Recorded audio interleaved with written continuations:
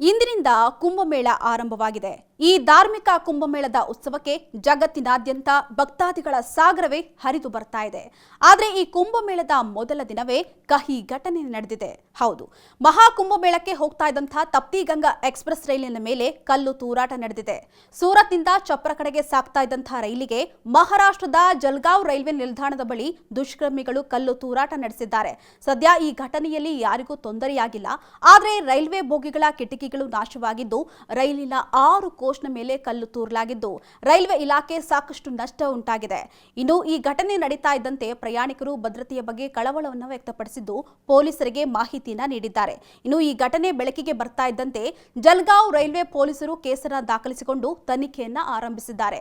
ಇನ್ನು ಚಲಿಸ್ತಾ ಇದ್ದಂತಹ ರೈಲಿನ ಮೇಲೆ ಯುವಕರ ಗುಂಪು ಕಲ್ಲನ್ನ ತೂರಿದೆ ಅಂತ ರೈಲ್ವೆ ಇಲಾಖೆಯ ಅಧಿಕಾರಿಗಳು ಸ್ಪಷ್ಟಪಡಿಸಿದ್ದಾರೆ.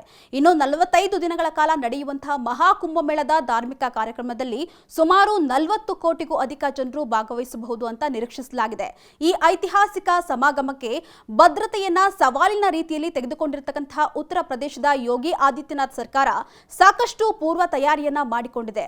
ಆದಾಗ್ಯೂ ಮೊದಲ ದಿನವೇ ಕಲ್ಲು ತೂರಾಟದ ಸಂಗತಿ ನಡೆದಿರೋದು ಚಿಂತೆಯ ವಿಷಯವೇ ಹೌದು.